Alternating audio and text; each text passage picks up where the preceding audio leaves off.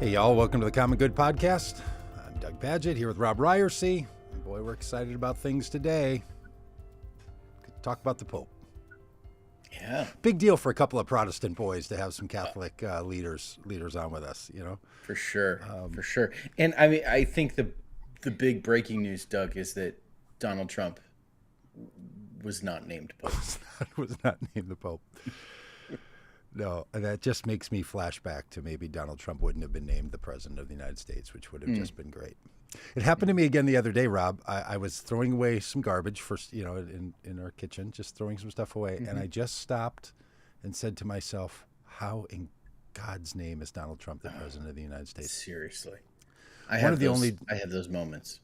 One of the only days I didn't think about that was the day they announced the new Pope. Really. I mean, like I was like, okay. And then found out that he's someone that I feel like, first of all, let me just say, congratulations. Yeah, absolutely. Mr. Provost. Yeah. Great Pope name too. Seriously, right? Like the way it looks, like Pope Leo and then the X1V. Oh, that is just, that's some branding. It's an I, not a one, but okay. It's an I, not a one. Thank you. Doug, and you and I are both 2 degrees of separation from the Pope. Have you ever been 2 degrees of separation from the Pope, Doug? Mary, you and I, Jesus, and then the Pope. Yes, I feel. No, in the Kevin 6 degrees of separation game. I can now get to the Pope by. I guess. If you're talking about Jack Caputo, because that's what I'm thinking about. I am talking about Jack Caputo. I'm talking about, who else should I be talking about? I don't know if I have other connections to the Pope. Yeah. I know and have had breakfast with one of the Pope's professors. Yeah. Who, by the way, did you see, he wrote about this on Facebook, not you having breakfast with him, of course, but he wrote about himself having been one of his instructors, Jack Caputo being one of, before he, when he was just, what was his first name before he was Pope? Bob. Bob. There's a voice of Mother Mary in here. The voice. That's Denise. You all are going to get to meet Denise here in a minute. Why don't we just bring him on now? This is Denise. Yeah, we'll stop with our Denise McGraw. Denise is the co-chair of the Catholics Vote Common Good effort, and Miguel Diaz, one of the ambassadors to the Holy See. Retired. Good to have you two here. Rob and I are just a couple of Protestants thrilled about the Pope, which doesn't always happen. It hasn't always been a thing in the United States. So we're thrilled, Denise and Miguel, to talk with you about what you know, because we are so excited because we have a friend who we've worked with in some of this world. I think it was one of Robb's instructors named Jack Caputo. And Jack posted on Facebook, it was really an honor. I knew he was a bright student or something like this. The greatest humble brag I hope ever. He remembers what I taught him. Oh, my goodness. Because Miguel Diaz, unlike you, people like us don't, we don't find ourselves being close to the Pope at all. But you, on the other hand, have been ambassador to the Holy See. So we're going to get into that. And why don't we just start right there? What is an ambassador to the Holy See, and why is there one? And when was that you? Oh my gosh, that is a great question. Thank you. But it's one worth pursuing because I think that as a whole, we Americans don't really know that we've really had diplomatic relations with the Holy See for now over, I guess, 30 years. They were established under President Reagan. And first of all, let's be clear about what the Holy See means. Yeah. Many times I have to slightly correct persons, and I myself can make the mistake of saying, "Oh, I was the U.S. ambassador to the Vatican." It's not really the Vatican; it's the Holy See, because the Holy See is really the universal governance, right? The government of the Catholic Church that operates from Vatican City, Vatican City State. And, this is a sovereign independent territory, right, of 0.17. I mean, if you've been there, square miles, right? Right. in the It's term like a Holy See, big really, shopping mall in the United right? States. Yeah. But it's surrounded right by Italy, right? So the term Holy See really refers to the to the composite of authority that jurisdiction and Mm. sovereignty that the Pope and the Roman Curia have over this internationally, worldwide recognized, entity. Hmm. And so, really, we have been, we, sending ambassadors and receiving ambassadors Hmm. officially. So the Really? nuncio is the ambassador of the Pope who resides in Washington D.C. Um, that title is a more modern way of describing what it's really ancient. And so before Huh. nations were having diplomatic relations, the Vatican was already and the Pope, tracing back all the way to really Yeah. the fourth, fifth centuries, sending envoys right to the various in terms of the Roman Empire, um, Roman Holy Empire. They were sending envoys to the different countries. Well, they weren't countries at that point, but Sure. they're Right. There was no nation states. Yeah. right. And so, so really, it's an incredibly important um, post worldwide, because as we who were part of the Holy Seas have been part of this ambassadorship, been privileged to be part of, being an ambassador to this post. The Holy Seas has ears and eyes everywhere. And then on the other Well, side, okay. There's the rumors a lot of us in the Protestant world have been well, worried about. But but I mean, it could. Okay, so yes, it could lead to all kinds of conspiracy yeah. theories, and Right. but on the positive side, imagine that when conflict breaks out anywhere Hmm. in the world, that we have nuns, religious orders, men and women. We have educational institutions. We have Caritas Internationalis. We have this network that's already in place across the globe that can really provide much needed assistance and Mm. information regarding how to Wow. how to pair up countries to help out at time of war, but also in times of peace, in terms of other collaborations. And so there's really there's all ambassadors to the Holy See have been traditionally known to work on issues like promoting rights, fighting trafficking in persons, addressing world conflicts, addressing environmental crises, earthquakes, Mm. Mm. tsunamis, in terms of being able to combating diseases, worldwide diseases. So partnering up with the Vatican in terms of its network to really, to imagine the United States and the Vatican whenever we can fruitfully and Mm. collaboratively work on behalf of the human family. Interesting. The Pope is both the head of the Roman Catholics, right? The Roman Catholic Church, but he's also has this other dimension, right? Which is has this the maxim the Pontifex Maximus, Yeah. we can call him a bridge builder when it comes to bringing nations together, peoples together. And so now we go fast forward to the present moment and think about the Pope being this kind of bridge builder in the Americas, because he Mm. has both citizenship in the United States and in Peru.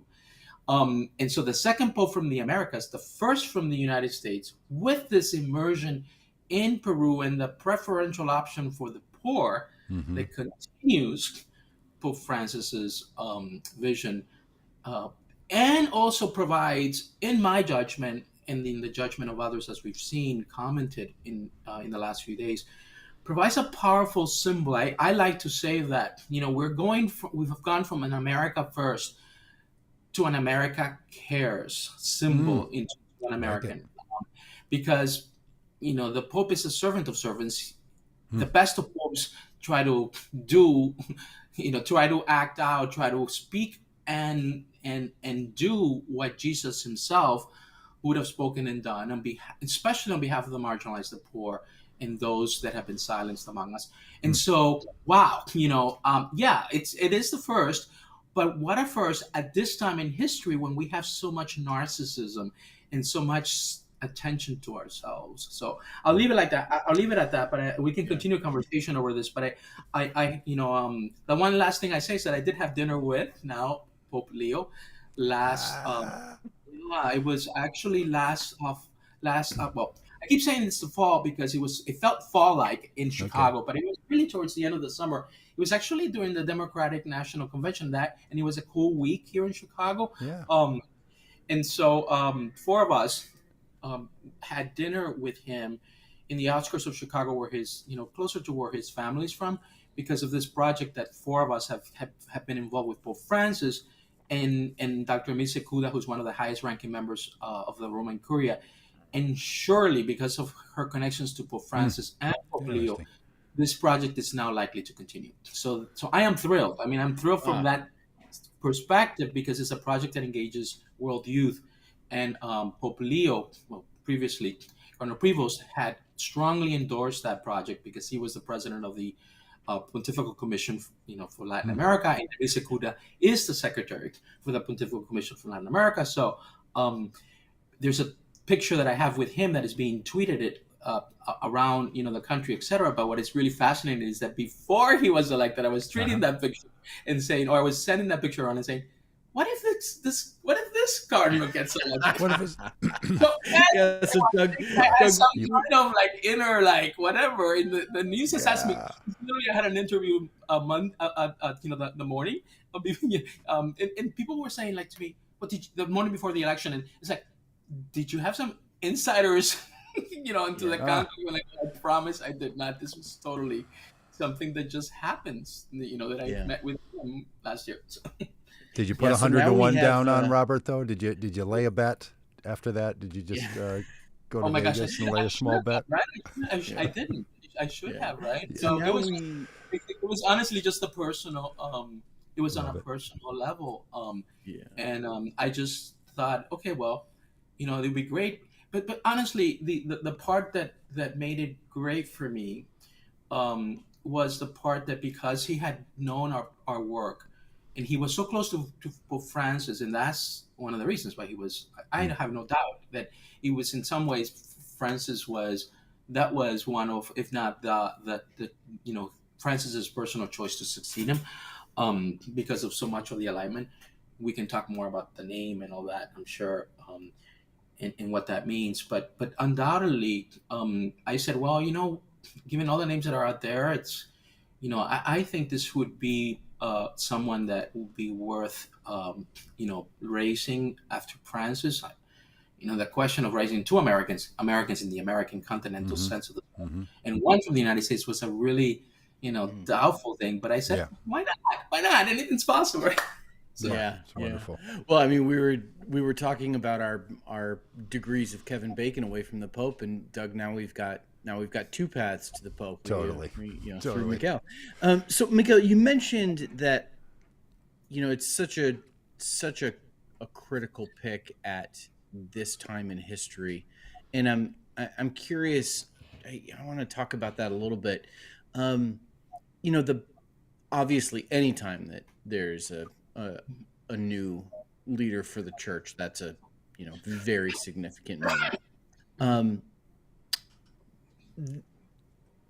The fact, I mean, the reaction from everybody, whether Catholic or not, the first immediate reaction was, this is an American Pope, and which is, obviously the first time that's ever happened. I've got kind of two things on this. One is, at this time in history, having an American Pope, I don't know, doesn't this feel like the kind of, does America really have the moral fortitude to are we really in a position to be leading the moral world right now? It just seems like an odd time given the American reputation around the world because of our political leadership. So I'm curious about that, how this kind of counterbalances or interacts with the impression that people around the world have of the United States because of President Trump. And at the same time, just more broadly, how significant is it to have a Pope from the United States? It feels weird. It feels like that's a position for other countries, not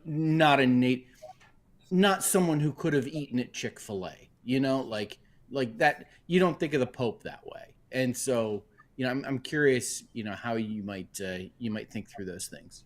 Yeah, I mean, and I think, let me go back to the question of America. So for those of us that are, wearing the diplomatic hat as an ambassador, it's one thing for me, and the other hat is the hat of a theologian. Just like I don't like the term church to be reduced to confine to clerical, in a clerical Mm. sense, right? Understood in a clerical sense. Oh, it's just the bishops and the priests. No, the church is the people of God. I like to, to make a move there and say, well, America is not the president. And I like to still believe that there are enough of us that are part of this amazing mosaic of peoples, right? When I was an ambassador, I used to say that I don't like the melting pot analogy of America because it has that kind of power that someone's melting away differences Mm. in a pot. And I jokingly said in Barcelona, in one of these international conferences, that I like the paella. America is like a paella Mm-hmm. because of the different ingredients that are necessary to preserve that wonderful sort of that oneness in diversity. It's not about sameness; it's about unity, and unity, you know, demands diversity. As an aside, I think that Pope Francis was a equity, diversity, and inclusion type of pope because of the ways that he nominated all these cardinals from peripheries, right? And 20 of them coming from places that had never before had a cardinal.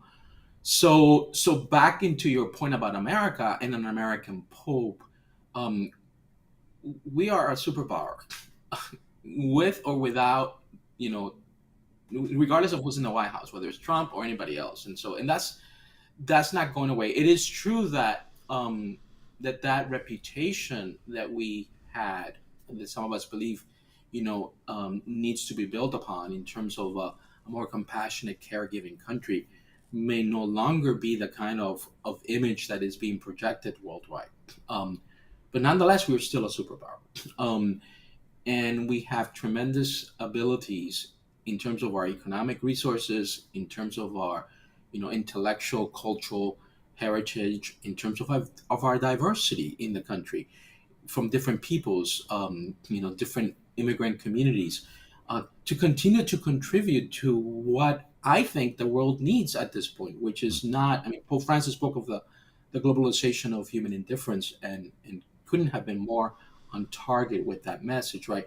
This is still with us, and what we need is the antidote to this kind of America First mentality. And that's why I think that Pope Leo offers this kind of America Cares vision, which taps, I hope, and I don't think it's just a hope, I think it really is a reality. It taps into, so many of us, into so many of our neighbors who are tired, just exhausted, um, with the polarization, with the demeaning of ordinary human beings, um, whether it's on the basis of migration status, gender identity, sexual orientation, race, etc.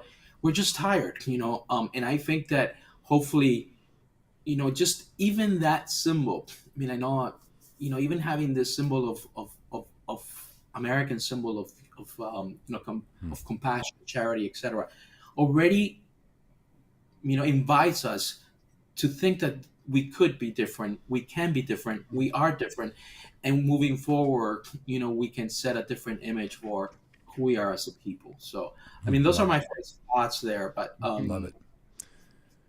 Thank you. Thank you so much. Hey, Denise, Catholicism for a lot of people is represented by its ecclesial structure and even by its, a nation state sort of structure.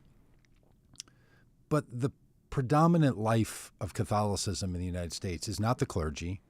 It's not the structure. It's the millions of people around this country, the millions of people, billion people around the world. It's really a lay movement. Even though, there's so much power given to the ecclesial structure, the real power lies in all the people. And that's where someone like you comes in, that you're a part of the Catholic world, but you're a lay leader, both with, Catholics Vote Common Good and and also your own life, the basketball teams you root for, where your kids go to college, the identity that you carry. Like for you, a Catholic person in this world, what does the election of a pope mean to you, and what does the election of this pope say and mean to you? Well, I think the whole process has been, it's fascinating. It's a reminder of everything that we grew up knowing, but to see it in action again, from the pomp and the circumstance of a papal funeral to the calling of the conclave, and watching it all play out, to last Thursday with the announcement of the new pope. It's a very unifying time. It's a very it's a joyous, it's uplifting time, while we still are completely and utterly mourning, our great leader, Pope Francis. And as I always say, Catholics Vote Common Good were started as Pope Francis Catholics, people who were committed to the common good, which to many of us grew up calling it, Catholic social justice teaching. So I think this is really a time for people to look inward, to see how they could be more involved, to see that perhaps this is a church that, the larger sense of church, the way the ambassador said, is more about people like us. And somebody much smarter than me said recently that this is a solidification of Francis's legacy. Not turning away. That was my greatest fear. Yeah. And I know, Doug, you and I had gone back and forth about it. You had asked me, my greatest fear is that we would get a reaction to Francis. Yeah. We would get a reaction to his openness of all people, of his, determination to protect the environment, of all of those issues that in American terms are more left-leaning or more liberal. And I was fearful that we would get somebody who was just 180 degrees from that. But instead, we got his deputy. Instead, we got that person who had learned at the feet of the master, who had been there helping him to determine these policies and the papal papers that he was putting out. It's an amazing time. It's surprising, but I hope, I'm going to end this by saying the same way as I hope it becomes a unifying factor. I hope more people say, I'm Catholic. I grew up Catholic. I haven't been to church in 20 years. But, if this is what the Catholic Church is like, this guy, I'm a little more interested in that. There's something there for me. And that's always what we had hoped with Catholics Vote Common Good. Yeah. So obviously, Catholicism is a large religion. There's a lot of Catholics. There's a wide range. Over in the Protestant world, we like our denominations. You all don't do separate denominations, but you do orders. And it's something that for a lot of people feels like their particular expression of Christianity. Leo XIV is in part of the Augustinian order. So I'm wondering if you could say something about that. And also for either of you, Miguel, maybe you first, what's been the reaction of the more conservative, socially conservative, religiously conservative, politically conservative Catholics that we know well in this country, but also around the world? Catholicism in the United States in some topics is far more inclusive, progressive, whatever sort of political, social terms we want to use, than some other places in the world. And I know that's been a big issue for making Catholic change at a papal level, whether that includes how women are involved or what the responses to sexual abuse by clergy and the others, that these issues land differently in different parts of the world. So it really is a global religion that has to think about its expression everywhere. So how is it being met by people in other places? And is there something about having an Augustinian now as a pope, other than, I guess, Villanova is just fired up and, ready to recruit some students? So Miguel, do you want to go first on Wait, so Doug, how long do we have? Do we have like about, well, do we have 2-3 hours? Yeah. Well, I mean, okay, some so of us are if I facing turn down to how my long do I Bible, have every day.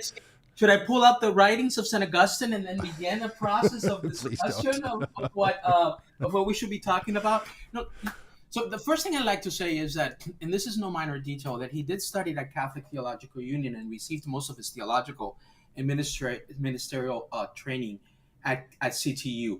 Now, why do I say that? Because CTU is not just here in Chicago, but it is also a community of scholars, mostly from religious communities, that is very diverse. And so you had some of the, CTU has had some of the leading feminist women Catholic biblical scholars, for instance, teaching and mentoring a generation of Catholics for a very long time. And so I think that is no minor detail. Why do I say that? Is because then Cardinal Prevost, um, as a religious, as an Augustinian, was studying with other religious communities, men and women, and they were, this is a place that that was wrestling with some of these issues that today have become much more common, issues much more common raised in classrooms at universities, seminaries, etc., dealing with all kinds of race, gender, sexuality, etc. He was in that institution that was doing that. So I think that's important. Now, to Yeah. the question of Augustine vis-a-vis, so the Augustinian vis-a-vis the Jesuit. So, Ignatius of Loyola was, as we know, the big, the big spiritual parent, the big spiritual influence on Pope Francis, especially the mysticism of, of that everyday life that seeks to find, God in all persons and things, and in concrete realities. That was very much part of Francis's spirituality. Right now we have an Augustinian, and I also think about Sir Augustine of Hippo in his classic work that on the Trinity, speaks about the vestiges of God that are scattered throughout Right. The world. Augustine of Hippo is the great contributor of Western theology, which there's a bridge there to the Protestant to because it was Luther was an Augustinian, Martin Luther was an Augustinian, and so there is a lot there that now there's a bridge building also possible between Catholics and Protestants, given the origins of Protestantism, right? And one of my favorite Miguel, let me just suggest something here for people that don't maybe know the history. If you come from a Protestant world and you hear that a tradition of Christianity is rooted in Augustine, that tends to mean much more conservative expressions in the Protestant world. People really freak out about how Augustine has been used by Protestant theologians, and the parts of Augustine's massive work that have been selected out. And but over on the Catholic side, that's not what it means to be an Augustinian. It's community building and inclusion and women, and those exact same teachings of Augustine have been used by conservatives to keep women out and keep women down and all the rest. So this is one of the places where not only is there a crossover, it really shows the diversity in Christianity and how. And I'm not saying that Augustine has not been used in a similar way in Roman Catholicism. So because I don't want to. In fact, there are Augustinian interpretations with the Roman Catholic tradition that follow in the same line that you were saying. But Augustine, like you said, has a huge corpus, and for instance, this notion of grace as healing. So imagine a pope, tapping into that grace is a healing force for a very broken world. Just, or Augustine's notions of, in the Doctrina Cristiana, of, it's not just what we say in life. That's Augustine's great rhetoric. He was, in terms of his conversation and the influence that Ambrose of Milan had on him. It's not just what we say in the world, but how we say it. So that the notion of context is important in terms of how we express. All about communication, right? I'm just giving you there two, teasing your, Totally. Here in the imagination, and seeing the potential, the city of God. Let us build. We have this song, and let us build the city of God. And let us turn our darkness into light. A lot of these things that are already out there are, things that the ways that the Augustinian tradition has filtered and has impacted ways of being and thinking in the world. And so from that perspective, and I agree with you 100%, any theologian or any gospel or anything in the scriptures can be, can be maligned, misused, weaponized.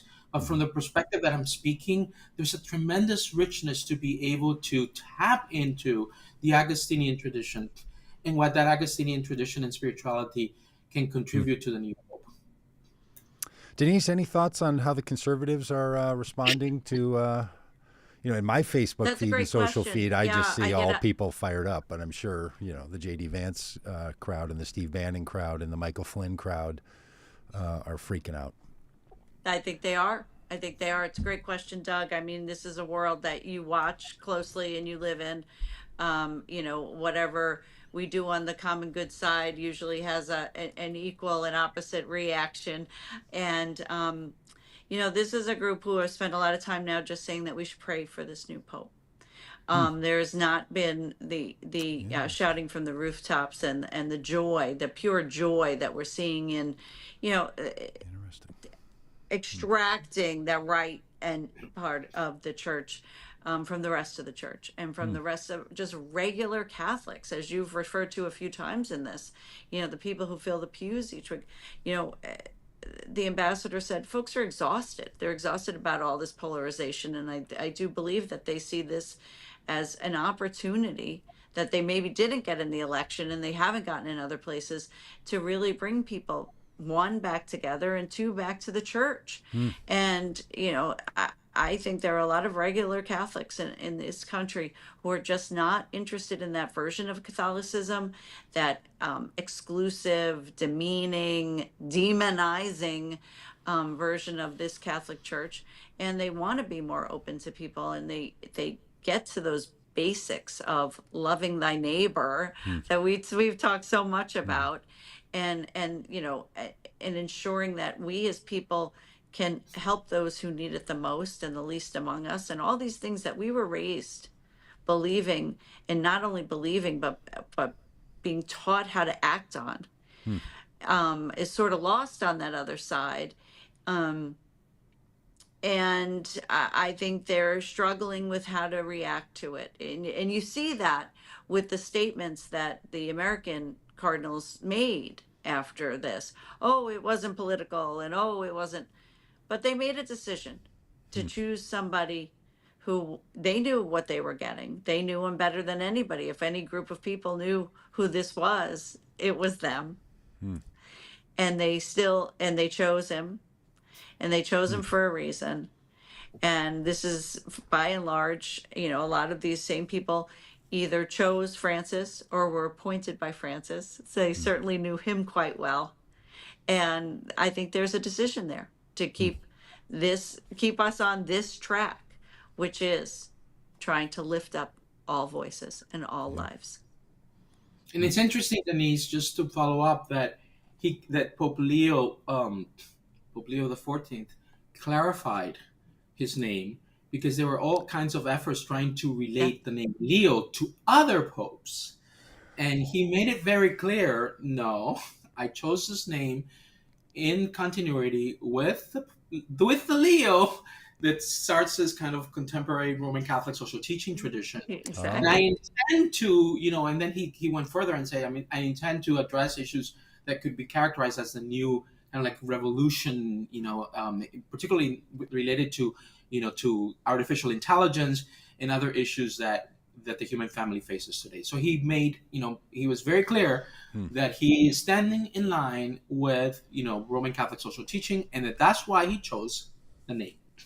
Hey, Miguel, when somebody's, inconsiderately, when you're having lunch or breakfast or whatever with Robert Provost, and he knows his role, and he knows Prevost, thank you, and he knows his, some point Francis will die.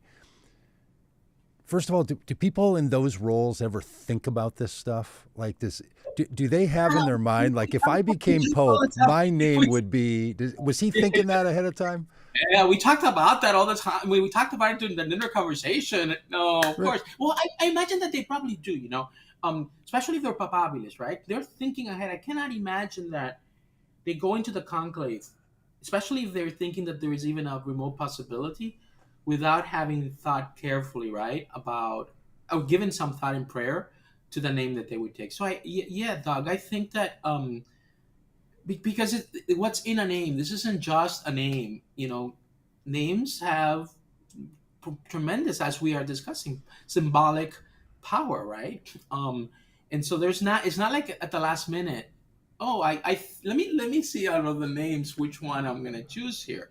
Just like with Francis, he clearly, Francis's name was could not have been more revelatory of the kind of vision that he left us, right? And that he wanted for the church, including the Laudato Si, and tied to the great Saint Francis of Assisi and his care for the environment and his care for all creatures.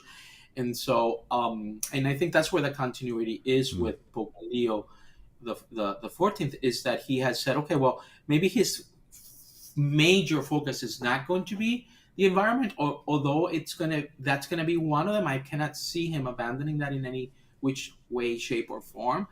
But clearly he said, okay, well, I'm going to send a clear signal here, and explain my name and why I chose it. And it is, it is in line with what we Catholics like to say, the best kept secret. So, Roman Catholic social teaching is the best kept secret. Why is that? Because I think Catholics have been so, there's a large percentage of Catholics that think that Catholic social teaching is something that is, well, you can be Christian and Catholic and then think about Catholic social teaching. But in fact, Catholic social teaching is not an ancillary. It is essential to what it means to be and to act out and to embody and incarnate our Christian identity. When I was hungry and you gave me to eat, when I was thirsty and you gave me to drink, when I was in prison and you visited me, when I was a stranger and you welcomed me. When, Lord, did we do this? The disciples answered. Whenever you did it to the least of my brothers and sisters, you did it unto me. To me, the love of God and neighbor, and that, and in Matthew, the great judgment scene in Matthew 25 are the great, synthesizers Right. of Catholic social teaching. And now we have a pope whose name, is related to that core Christian Catholic teaching. In my social media stream, I put up stuff about being very excited about the Pope and got two kinds of other replies. One was Pope Francis didn't do enough structurally about things that he talked about thematically. And the second was, when will a pope take seriously priest abuse globally? And it's shown up in our chat here. It comes up all of the time, and because these are crucial issues. I think some people were talking about inclusion of LGBTQ people in the priesthood, maybe expanding for women, maybe some other things. But then the clergy abuse has been something that has obviously, for a long time, and in the United States, become a very powerful issue for a lot of people. What do you think Pope Leo will do in regards to those things? And do you have a sense of his approach of using the papacy around those issues? Denise, you want to? Because I'll just say that because he comes from the United States and we've had a zero tolerance, we've tended to have that, and he has grown up in this context. I don't know what he will do because I can't, none of us knows that. What I hope that he will do is that he will take this on, as straightforward, as head on as possible, and that the zero tolerance when it comes to this issue will be strictly enforced. That's what I hope that he will do.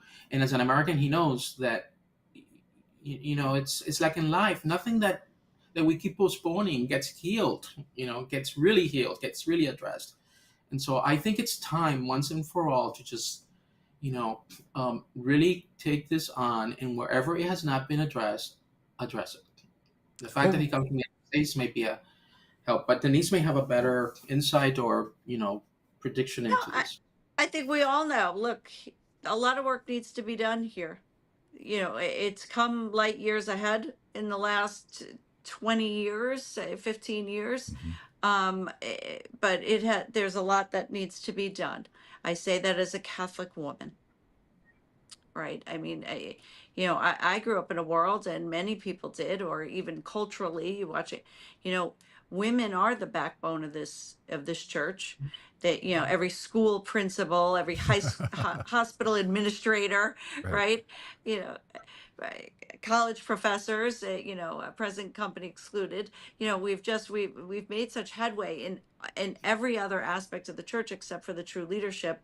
So there is a lot of work that needs to be done here, and clearly that the sex abuse scandal has turned away so many people of our age, they Mhm. want no part of this.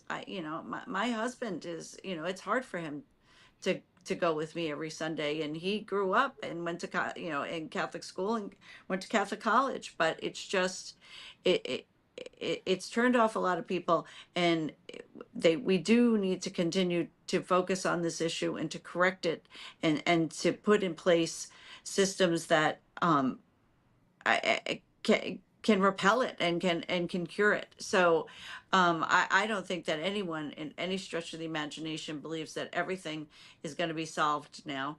There is a lot of work on this man's very, very large plate, um, in their global issues, and we are very focused on how will he get along with JD Vance and da, da, da. But Right. there's just so much globally there. Right. I last night on the news, a reporter, he did the large session with about 1,000 reporters yesterday, which was remarkable to itself. And and telling them that they do important work and he will never undermine it, and all of these Wow. things, which that alone is remarkable. It's different, it's something else. But he was asked, when is he coming to America, and he said, not now. Hmm. It tells us a lot right there, right? Yeah. We have to read into so much of what all of this is, but he's not running to get here. And He's got a lot of things to do. his first comments, I think he used 3 languages, and one of them was not English. Was that Latin, was Italian, that Spanish. Yeah. yeah, was that a thing? Like, was that Oh, of course. Yeah. Absolutely. Because the Latin, the universal language of the church, Italian, the language of the Bishop of Rome, and then he chose the language from Peru, the Spanish, the continent that he's also part of, and where he spent his years of service to the poor, to the marginalized, etc. Um, yeah, that was very powerful. That was very Mhm. powerful Mhm. because, again, I mean, people like myself and others, and I'm sure everyone on this podcast would agree, it's so difficult. I mean, I always think that I have to constantly be code switching, because somehow or other part of who I am as a human being that involves these different parts have to be hidden or shamed, because somehow or other if I Mhm. switch now from English y empiezo a hablar español, or io comincio a parlare la lingua italiana, or je commence à parler la langue française. I mean, Oh, these are gifts that I see. That 5 languages, right? Like the Pope, right? I see these as gifts, but many times I have to suppress them. Why do I have to do that? Because all of a sudden, people around me may think that I'm saying something about them, or that I'm less American if I don't speak English. And it's like, this is insane. When I travel to Europe, these people speak different languages. They switch to different yes, languages, right. and it's not a big deal. It's okay. It bridges. It brings our heart and our minds closer to another human being from their perspective. It doesn't have to be English all the time. Yeah. Mhm. And I think that's something that is powerful. That he could, better than any other pope, speak English. Oh, at least in recent history, right? Speak English, but he didn't. Yeah. That's a powerful message. Yeah. That was a powerful message that was sent. So Yeah. Did he speak English in that press conference yesterday? he probably Yes. did. Yes. Okay. Yeah. Yeah. Does he Yeah, have a and then he real did Chicago one-offs accent? with I haven't heard him. Is he real Yes, he Chicago? does. Sort of. Yeah. I mean, that's really cool. I am the Pope. Yeah. Rob, anything else for these 2 No, fine? it's just been These really, two. yeah, it's just been really fantastic. What a pleasher. Thank you both Yeah, very much hearing- for having us. Yeah, hearing that sense of optimism is that you both have has been really encouraging. Hey, and Miguel, I have one more question for you that I think you'd have some insight into if you have another minute here. Of course. It's kind of two-parter of the same notion. What does the Pope do all day? Like how does the day go? And what does a Pope not do that people would think the Pope does? Oh my gosh, Doug. Well, Doug, this is a really super. This is like the most difficult question I've ever been asked. When I was in Rome with Pope Benedict, I did not spend my entire day with Pope Benedict trying to trace, Yeah. trace the every detail. Nor did I have access to his daily schedule. But I do know from the Pope does.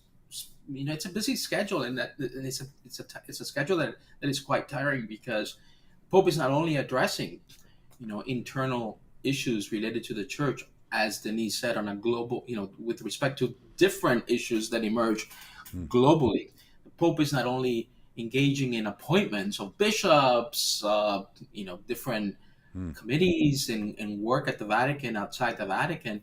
The Pope is not only doing all those kinds of internal dimensions that he's a bishop of Rome. So the Pope is not only dealing with the issues related to Rome, all of those being church, but then there are all of these, as this head of a, the sovereign entity, and worldwide scope, the Pope is also dealing with international events that are political, that are, issues of natural catastrophe, and so meeting with world leaders that come to Rome on a weekly basis, right? And also receiving ambassadors, because when an ambassador is named and then accredited, each ambassador meets with the Pope to present the credentials.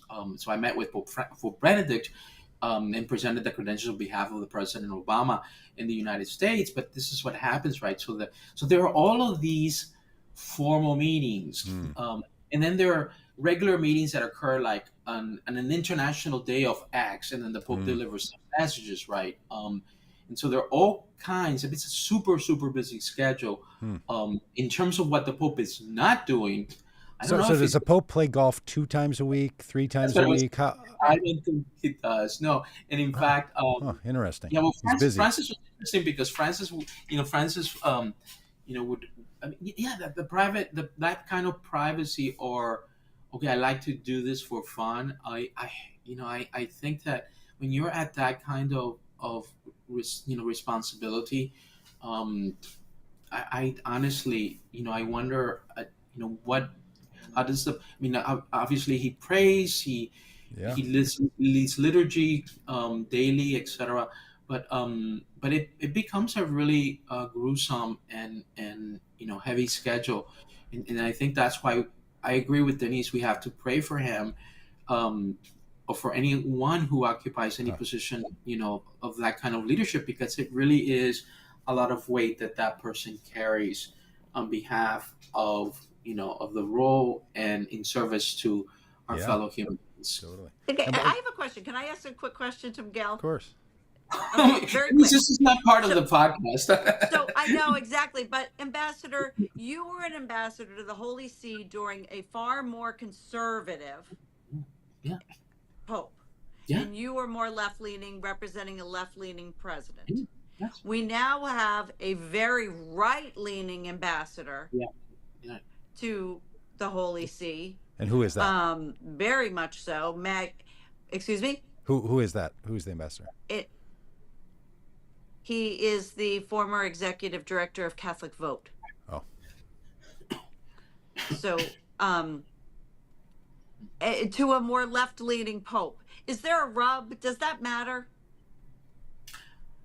Yes, and no. In the sense, well, it depends upon how. This is how it matters. Of course, there is, with any ambassador representing any nation, whether it's at the Holy See, whether it's at the Vatican or in any other nation throughout the world, what you have is the ambassador represents that nation. And let me say this very clearly with respect to the foreign policy of his, her, their country, right? The ambassador is not there to represent, ambassadors are not there to represent their country with respect to church issues. Okay. I was not even, I mean, in my case, I was a theologian, but once I arrived in Rome, that theological hat, although it served me well, very, very well in terms of diplomacy at the Vatican, it was not really to be worn explicitly in any way, because that was not why I was there. I was there to represent the foreign policy of the United States of America as articulated by the Secretary Clinton and President Obama.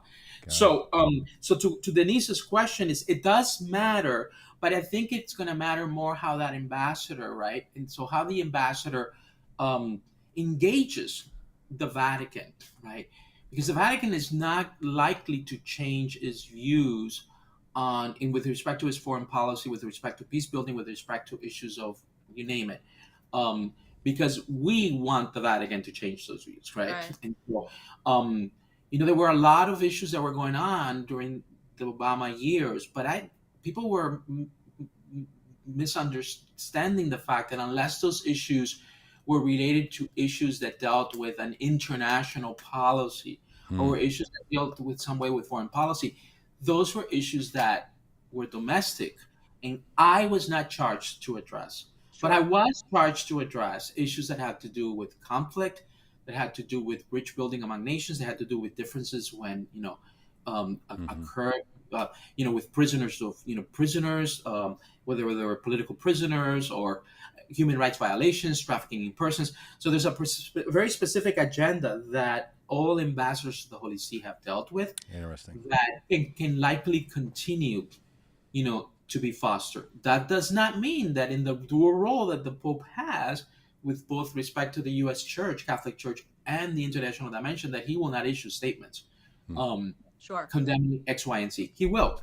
But I think, again, it's a matter of how well, the Trump administration will engage the Vatican in terms of those issues that the new Pope will consider important, or whether there will be some kind of stalemate because there won't be enough of a crossover with respect to our foreign policy and the Vatican's foreign policy. I suspect that the Vatican's foreign policy under Pope Leo the 14th is going to be heavily, it will continue to be heavily informed by some of the issues that Pope Francis's papacy was.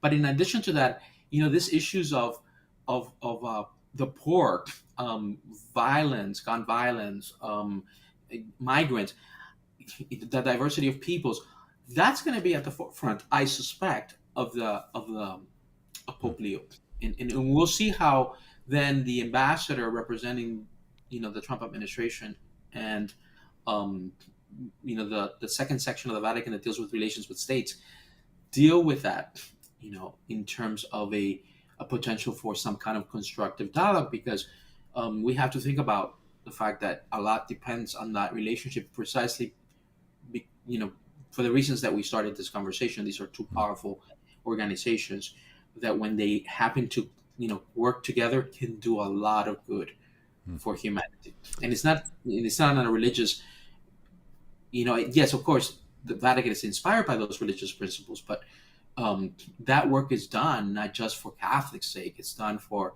human sake. Well, Miguel how Diaz, did that cutting us off at 30 minutes thing work out for you guys? Former ambassador to the Holy See, glad to spend an extra 30 minutes with you, and Denise Murphy McGraw, co-chair of Catholics Vote Common Good. Thank you so very much. Thank you. You're welcome to stick around and listen to Rob and I talk about a few minutes of other political no-goodery that's going on in our country and calling for the common good. But thank you so much for being with us, and thank you to all of you who've enjoyed them. Thank you to both of you. Thank you so much. There's a little button if you just want to go away. You can just click on that, or you can sit there in the background and watch the rest of the nonsense. Go on. Go on. All right, Rob. How about that? Isn't that great? Yeah. I mean, if you're especially if you're a religion nerd like some of us, like this kind of stuff, like how religion works and how it interfaces with governments. The Catholic expression is much more sophisticated than most other versions of this, of religion in America or anywhere in the world, actually. Yeah, for sure. Absolutely. Yeah, super interesting. And, it's one of those things that brings together both the absolute, normalness of life, like there's pictures of the Pope at a baseball game, like just as normal as can be. Mm-hmm. And all of these super complex and sophisticated issues on top of that too. Yeah. It's just, it feels closer than it ever has before. Yeah. And the thing I like about all of that is, from my view of God and human interactions in the world, is, in one sense, I liked how Denise was putting it, saying the 133 Cardinals, I think, were voting, like they picked him. Yeah. Yes. Not to say God's not behind it or whatever, but the space between human action and God's doing is, seamless in that kind of view, as opposed to what I guess in other times when popes are picked, it's just sort of like, I don't know, God just did it. We don't know what happens behind the colloquial wall over there, and we just saw smoke come up, and now here's the one that was chosen, and all the rest of it. And I do think, man, there's a lot of things the Catholic Church has to figure out around the world. It's as does any large multinational organization. Yeah, it is so complicated. Speaking of that, hey, our old boy Donnie has decided if you tell people that you're taking a bribe, then it's not illegal. Yeah. The fact that it's just transparent, it's open. That this guy thinks the United States is so broke-ass because of his policies that it can't afford its own plane is so unbelievably insulting to the United States. If you don't know what we're talking about, the nation of Qatar has decided it wants to give Donald Trump a $400 million airplane that he can use for Air Force One, because the one we currently have, of course, not good enough for Donald Trump and his trashy sort of decor sensibilities. But then after he's out of office, it then goes to the presidential library of Donald Trump for his own personal use. And people in this country from across the political spectrum are like, yeah, no. First of all, other nations aren't giving us Air Force One. We can buy our own Air Force One, thank you very kindly. And especially not that nation that is the one that is funding all kinds of activities around the world that the United States, especially the Trump administration, wants to stand opposed to. From Hamas and Iran and jihadist groups. Those are the folks Trump is palling around with and wants an airplane from them. It is so insane. This is a group of people who have absolutely proven that national security is not an issue for them. They just don't care about it. From Donald Trump storing classified documents in his pants box in his bathroom at his luxury estate in Florida, to war plans being shared in a group text on Signal. This is a group of people who just does not care about national security. Right. Accepting a plane from a foreign government to serve as Air Force One, I can't imagine a more unsecure thing than that. Right. If you have to strip the whole thing down to its nuts and bolts and put it back together, I'm not sure you got a $400 million airplane. Oh, seriously. you gotta. It's like you show up to buy the, you're on Facebook Marketplace and you're looking around. And you're like, hey, we should get one of those play things for our kids in the backyard. One of the big climber deals, one of those rainbow ones. And you drive over to pick it up and you're like, oh yeah, I guess I have to take it apart, transport it home, and put it back together. Oof. Maybe the free deal wasn't such a great deal. Yeah. if you have to take this plane apart and then secure it with everything it takes for Air Force One, you're not getting $400 million even. Why does this nation want to give Donald Trump this plane? Yes. You don't think there's something in the cushions on the couches that you like so much? J.D. Vance? That's a Robb Ryerse J.D. Vance joke. And the fact that they said it, put whole plans together, we're planning to announce it, and everyone around Donnie said, that's a great idea, sir, is so absurd. It is truly hard to wrap your head around. And then these are the people that you think are going to fix the government. It comes right on the brink of him traveling to the Middle East. He's currently in Saudi Arabia right now. Giving away who knows what. Giving it all away. To enrich himself. It's just... He could be cryptocurrency with his bros over there. He could be picking up other airplanes. Who knows the grift of stuff they're taking and never reporting. I mean, every other person that's ever worked for an administration travels overseas will tell you, like, oh, when you go and you get even a small bottle of wine or a knick-knack, you've got to turn that over to the State Department. They have to log it. You think any of these Trump people are doing any of that? No. They are sliding it into their pockets and could not care less. It is so lawless. He is so criminal. And the brazen act of this, Rob, is just utterly, utterly hard to wrap your head around, that he would be so stupid. That his own deep, deep, deep supporters are like, no way. This is an absolute line you do not cross. And he's like, no, we're going to do it. Yeah, he doesn't care. He doesn't care. Doesn't care at all. And because you know what he knows? Who's going to enforce the emoluments? Am I saying that right? Emoluments clause. Who? Right. Congress? They're going to impeach him? This is a word. You think can we just acknowledge the fact that none of us knew this word before Donald Trump was elected president? Emoluments clause. Yeah. You didn't know that was in the Constitution, because we didn't have to. Because we didn't have. I mean, not since Richard Nixon have we had a crook in the White House. And this time, a literally convicted felon. So the recidiv rate is really high. And we know that if you're elected, when people know you're a felon, you probably think people don't care if I break the law. So if you voted for Donald Trump, you may have had a lot of reasons, but the impact was you told him you don't care that he's a convicted felon. Yep. Go ahead. Do it. Take a plane from Qatar. Who cares? And look, the fact that the Defense Department would be like, yeah, that probably works. I don't know how long it takes to build an Air Force One quality airplane with everything it needs to. That's doing it. But I'm saying from the moment that they have a shell or an actual airplane, how long it would take to retrofit it so it can be protected from rockets. Like, this thing is not a normal airplane. Right.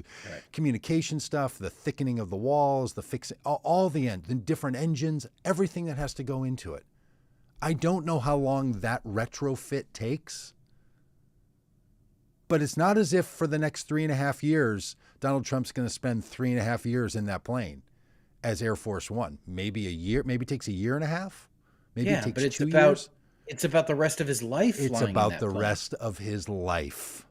Of course it is. It's not a gift to the United States of America. It's a gift to the Donald Trump Presidential Foundation.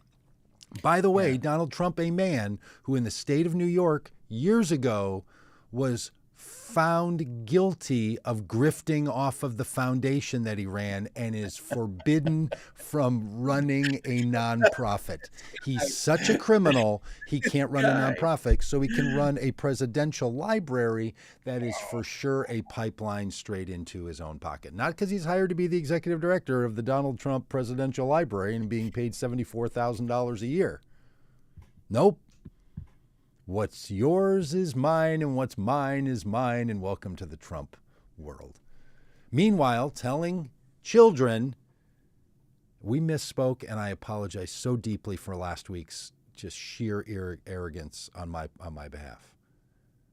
He said the kids could have 5 pencils, and I said he said they could have 1. I am sorry for slandering the man. He says the kids don't need 250 pencils. Who corrected you on that? I corrected myself. I just ran into the correct information. I was corrected by facts. I was corrected by the truth. That's who. No, you didn't get a text from somebody? No. Actually, Nobody. He said people could have 5. Kids could have 5. Yeah, you're just such a liar. Do your research. 5 pencils. Kids can get 5 pencils and 1 doll. But I can get a $400 million gift from another country because we're so broke in this country. Yeah. We can't buy our own airplane. Yeah, what happened to what's the tariff on the plane? What's the tariff on the plane? I thought America was going to be so rich under Donald Trump. Everyone was going to have everything. We have endless money to spend on the military, and the Air Force One comes out of the Defense Department. Why is there not enough money in the United States to pay for this airplane? Why is your economy going to make us so broke that we have to go and pick up a used plane from overseas? Doug, if the country of Qatar were to call the number on the Vote Common Good website and offer a Vote Common Good a new bus, would you take it? Oh, jeez. Yeah, for sure, I'd take it. Yeah, take it. 100%. Yeah, 100%. I'd take it. In fact, Cutter, if you feel like you got stiffed on the airplane you were trying to give, and you want to give us a provost. We'll take it. Brad, yeah, we'd take it in a minute. Yeah. But if I became the president of the United States, I would stop doing such things. I can assure you. No, of course I wouldn't take it. I mean, look, this is what other nation is now lining up and saying, hey, what other thing is so emblematic of the presidency that we could provide it? I mean, at so many levels. I could go on and on about this until noon Central Time. It's 10:12 right now. So I've got an hour and 45 minutes I could talk about this. I'm not sure I have that much time. Not sure anybody thinks of the few moments I have left in life, I want to spend them listening to that. Everything about somehow America first, we're going to make products here. They're all coming from us. Why do we have to have a Boeing airplane go through another nation, regardless of who the nation is, to be delivered to us? Why do we need that? What is it? What's wrong with just made in America, delivered in America? If Republicans, if they heard any other president saying he might take the presidential podium as a gift from some other nation. Lectern? It would be lectern gate over and over again. The country would be living the nightmare that is government politics in the great state of Arkansas. Yeah. I mean, truly, if it was Obama or Biden, people would be losing they would be doing what we're doing right now because it's insane. Yes. And it is, Doug, if we were to say, okay, you asked, what could another country provide that is emblematic of the presidency? If we had asked this question before this, could another country provide the White House? No. Could another country provide Mount Rushmore? No. Could another country provide Air Force One? No. I mean, we would have been like that. This is ridiculous. Yeah, there isn't anything. It is fundamentally, at its core, American, United States of America. I mean, I think China is going to be offering us a new presidential motorcade. I'm sure Romania is working right now on a new Marine One, which is the helicopter. I don't know. There's probably some country, I mean, maybe Saudi Arabia, maybe he's coming home with a whole new fleet of golf carts I don't know. for Mar-a-Lago, things to get the president around.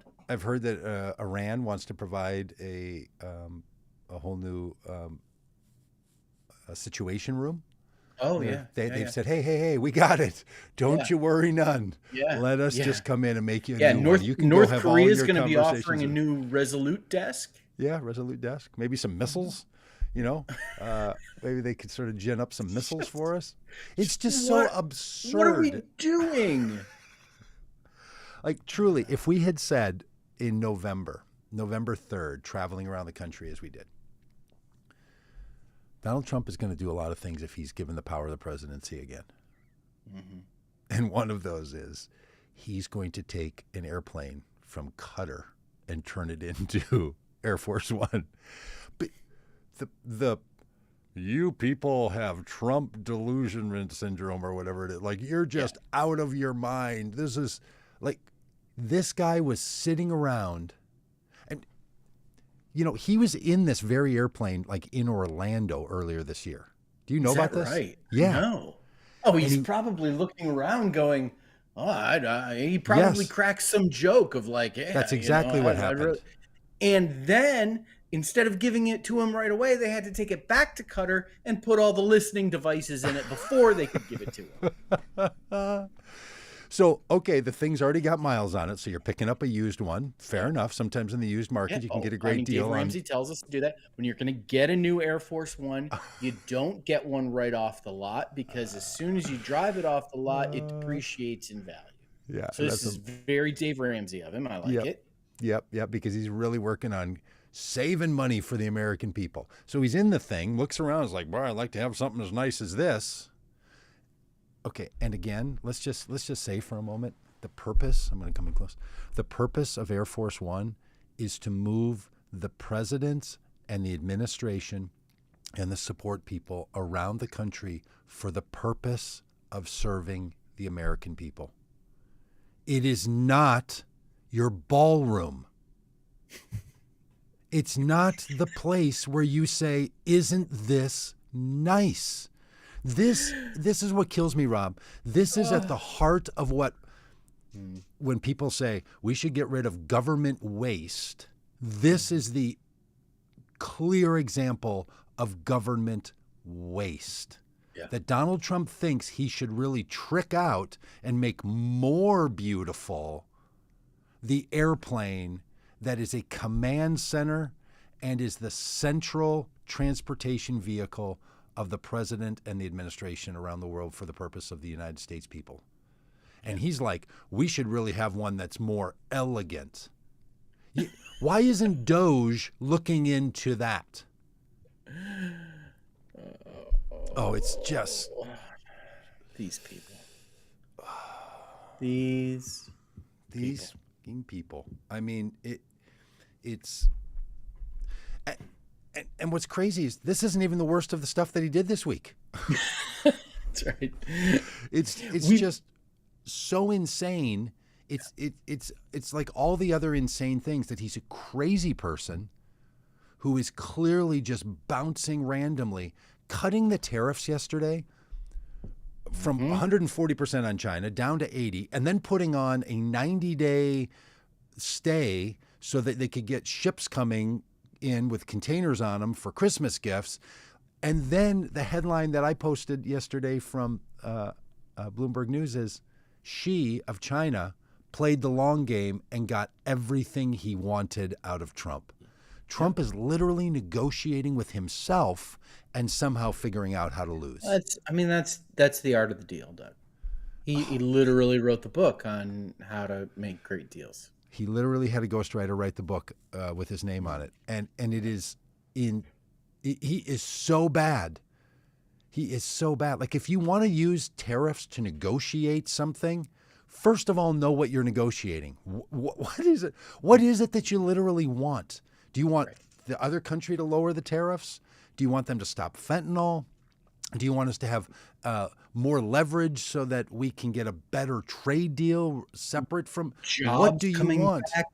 States. You I want thought you were wanting to manufacturing. put manufacturing in the United States. And if you can't articulate it, then don't put them into effect yet. Yeah. Oh, it is just another great little meme that I saw yesterday was one of those signs like in a workplace environment, like, 72 days since we've had a workplace injury. Yes. One of those signs with a movable number. And this was 0 days since Donald Trump gave in on tariffs. 0 days. Now he's supposed to sign an executive order, I think today, maybe sometime this week, related to drug prices, and this is one that is going to be real interesting because it crosses political lines. It seems like it sounds from the outside that it's very anti-big pharma, but we'll have to see what the fine print says. Okay, so here's what it says in the executive order on this note. Donald Trump's big beef is this. You didn't treat us fair. Sucking on his little thumb. We're not being treated like the other kids. So he says, here's his big beef. His big beef is not strictly that pharmaceutical prices are too expensive in the United States. It's that we pay more than others. Than other nations pay for the same. What's going to happen is rather than lowering the prices, the pharmaceutical companies are going to raise the prices for all nations. In other nations. Like he's saying to them in the executive order, here's what you're going to do. And he has no power to do any of this. But you're going to right size the cost that the United States pays in comparison to other nations. So if you're a pharmaceutical company, you're like, I think the president just told us we have to raise prices internationally. Right. He didn't say lower drug prices in the executive order. What they stood at the podium and said is not what's on the piece of paper that's going to become an executive order with impact. Yeah, it's a thing called most favored nation status, which he uses in that. Yes, which is an interesting thing because it's used in all sorts of different situations. I used to work at a textbook company where some states had most favored nation laws, so that if we sold a textbook in one state for a price, like we had to sell the textbook at the lowest price in those states. Basically, it's this idea of like nobody can get a better deal than we can. Yeah. It shouldn't you shouldn't be making, if you're going to operate in the public sphere, you can't be giving certain deals some places and not the same deals to other places like you can in private industry. And Donald Trump wants that for pharmaceutical bill. But he's not saying what the punishment's going to be because he doesn't have any legislative power to put anything in place. So here's what's going to happen. Pharmaceutical companies are going to come in and say, "Okay, Mr. President, yeah, that's great. We're going to get working on this right away." And he's going to say, "Great, let's go out and have a press conference and announce it." And they're going to stand out and they're going to be in the office or whatever and they're going to say a thing. And then they won't do a damn thing about it. Yeah. Now, when it was Biden actually made it so that the price that Medicare and Medicaid pays for prescriptions got lower. Used the force of Congress to do it. With an executive order, passed a law. Donald Trump will not pass a law, partly because this House of Representatives is not going to pass that law. Feckless. Yes. Yeah. They're going to make an announcement and then do nothing about it. And for the performative act that is this presidency, that's all that matters. Yep. And then he's going to go around like a person detached from reality, saying things like, eggs are 94% cheaper than they were the day I was elected, and gas is $1.98. I saw somebody post something the other day where they said, please, every Trump supporter, if I could just catch a quick picture of egg prices and gas prices where you live, just go ahead and post them here. I'd love to see it.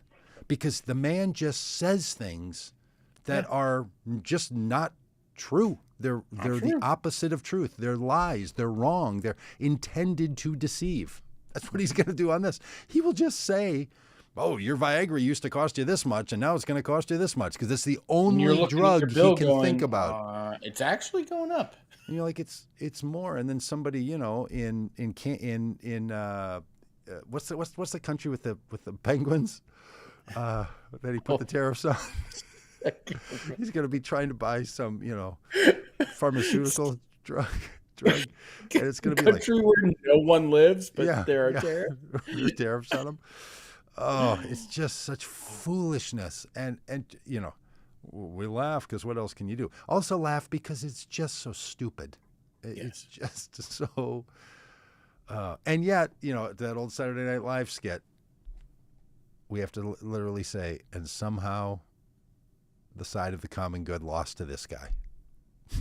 I mean, God love us all. At least we got a cool pope. Yeah, for now. Let's make sure. We'll see. Let's make sure he holds up. Yeah. I mean, I'll tell you, of all the religious and political leaders that have very little impact on my life as a Pope is near the top. I mean, Dalai Lama too. Just love him. Love him. I've met him. Do you know I met the Dalai Lama? No. Yeah, I was at an event with the Dalai Lama. I spoke with Desmond Tutu, and there's an event with the Dalai Lama and stuff in Seattle. That's fun. Yeah, it was before social media, and I also don't think it was before social media. It was, but I was just like, okay, like there's a way you can make yourself. Now, do you remember really the time petty, and that's when you are trying to get some kind of bump from being around somebody way more famous, and I'm like, I want nothing to do with that. I'm just going to have an experience with the Dalai Lama, which was lovely, a lovely old man. Wore sandals. I loved it. Toes out. Do you remember the time that we were in I think it was a monastery that housed the Franciscan Action Network in Washington, D.C. College.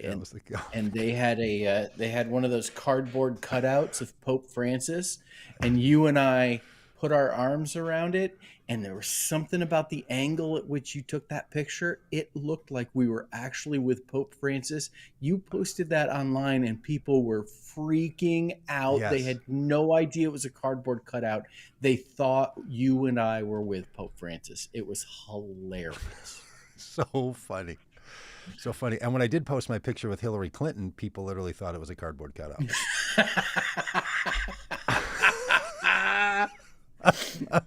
Somehow the Pope looked alive and Hillary looked flat. But I was very impressed by that little picture. All right. I just can't talk about this anymore. I'm so sad. Yeah. What else did Trump do that was horrible? Anything we need to mention, or can we just move on? Can we just move on? Hey, there is some common good stuff happening. If you're still watching this, you are a super booster. Yeah. We're going to be out in Saratoga, California, Silicon Valley area by San Jose, Saturday for an event. So if you're out in that area, go to votecommongood.com. You'll see the information there. Come join us at a little event that we're doing. And then it looks like we're going to be June 14th and 15th in Pennsylvania, Hershey, Pennsylvania area, and doing an event with some people you met here on the podcast, the Leaving MAGA organization. Nice. We're going to be doing some things there. So might be a little... When you are on votecommongood.com, check out the candidates for common good, because we have 2 sections of candidates for common good on votecommongood.com. One for 2025, and one for 2026. Really? They're already lining up. There are elections happening this year, and we've got candidates for common good. There are elections happening in 2026, and we've got candidates for common good. And so check them out. I think we're working on. We're going to have a special guest. There is a candidate in the state of Texas running for Congress for the seat that had been held by Sheila Jackson Lee in the Houston area, who then her replacement also passed away while he was in office, and so now rather than appoint someone new, they're just going to have an election for it, and we're going to have one of those candidates. When is that election? Do you know? It's election day in November. There's not a primary. It's just an open free for all, and then if nobody gets 50%, it'll go to a runoff. But we're gonna have one of the candidates on and have a conversation with her. She's Wonderful. fantastic. So there is no one in that seat currently representing the people of that district. They're That's unrepresented. correct. Do they have to pay? Do they have to pay taxes? Oh, I mean the people of Washington D.C. have to, don't they? Yeah. Well, I mean, I've got Tom Cotton as my senator, and I have to pay taxes. Well, he represents you. No, he lives in Virginia. He doesn't He lives in Virginia. Well, he doesn't have to live there to represent you. Let's put it that His parents live in Arkansas. Tom Cotton. Tom Cotton. All right. Thanks, everybody. All Thanks right. for being a part of this. Thanks for caring about the Pope. Thanks for caring about the common good. Thanks for caring about the Pope and vote common good. All right. We'll see you later. Hey, next week, by the way, I don't know how we're doing this because there's some travel going on. Podcast live stream next week might be later in the week. All right. Might be from the road holding our phones. Could be hilarious. That'd be Put awesome. little mics on and did it from the front of it. We should totally think about that while driving the RV. Well, yeah. From Mount the the front camera. of Good Force One. American made, America purchased, American owned. But Cutter, we're open to a new one. Or any nation, or any person. Sure. Especially one that's tricked up. Tricked up? Tricked out? Okay. Hey, Peggy, hey, no. Hey, Rob, did your interview with Shane post yet? Well, Peggy, I don't know how you know that I did an interview with Shane. Did I mention it here? I don't know. But I thought you did. I thought you said something about being on his podcast. Is that what this is? Yeah. No, I don't think it's posted yet. Though Shane did send me a picture right before him getting arrested. He was. You did mention that last week. I did. Yeah. He's holding up a copy of. It's a banned. Gospel It's a banned book, and so he was arrested for holding up the book. That's right. You get your copy, The Gospel According to Donald Trump. With all the parts of the gospel that would be redacted if Donald Trump doesn't agree with, and it's a lot. A lot. It's a great show. All right. Shameless plug over. Yeah.